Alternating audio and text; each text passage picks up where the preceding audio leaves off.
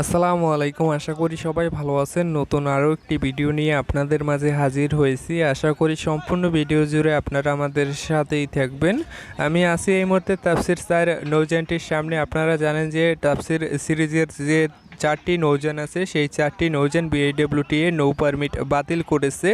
তো আপনারা জানেন যে এই তাফসির 4 নৌযানটির নৌ পারমিট বাতিল হওয়ার আগে থেকেই ইঞ্জিন পরিবর্তনের কথা ছিল। যেহেতু এখন নৌযানগুলো পুরোপুরি বসে আছে, সেহেতু এই নৌযানগুলোর কাজ করিয়ে নিচ্ছে কর্তৃপক্ষ।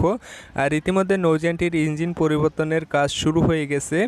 তো ইঞ্জিন পরিবর্তনের পাশাপাশি তাফসির 4 নৌযানটির আগের যে পুরনো ডেকোরেশনগুলো ছিল, সেই ডেকোরেশনগুলো পরিবর্তন করা হচ্ছে। পাশাপাশি পুরনো যে লাইটগুলো ছিল, সেই লাইটগুলোও পরিবর্তন করা হচ্ছে। এছাড়াও নৌযানটিতে যে আগের ক্ষতিগ্রস্ত প্লেট ছিল, অর্থাৎ ফোল্ডারে যে ক্ষতিগ্রস্ত প্লেটগুলো ক্ষতিগ্রস্ত হয়েছিল, সেই প্লেটগুলো পরিবর্তন করে নিচ্ছে। আর বড় যে পরিবর্তনটা করা হচ্ছে সেটি হলো এই ইঞ্জিন পরিবর্তন করা হচ্ছে।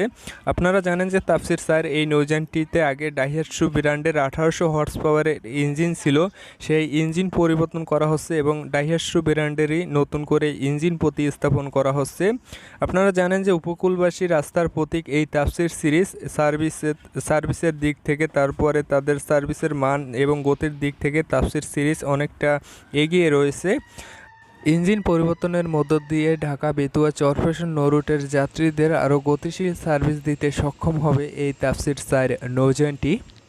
পাশাপাশি নৌযানটিকে নতুন করে রং করা হচ্ছে। যেমনটা নৌযানটি যখন প্রথম সার্ভিসে এসেছিল, তখন নৌযানটির বডির আউটলুক বা নৌযানটির ডেকোরেশন যেরকমটা ছিল, ঠিক সেরকমভাবেই নতুনভাবে সাজানো হচ্ছে এই তাফসির 4 নৌযানটি। তো সমস্ত কাজ সম্পন্ন করে অতি দ্রুত নৌযানটি প্রস্তুত থাকবে। যখনই বিআইডব্লিউটিএ থেকে পারমিশন পাবে, তখনই ঢাকা বেতুয়া চরফ্যাশন নৌ রুটের সার্ভিসে যুক্ত হবে এই তাফসির 4 নৌযানটি।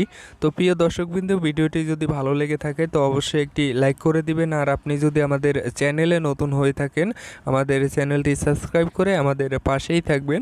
ভিডিওটি আজকে এ পর্যন্তই। আসসালামু আলাইকুম।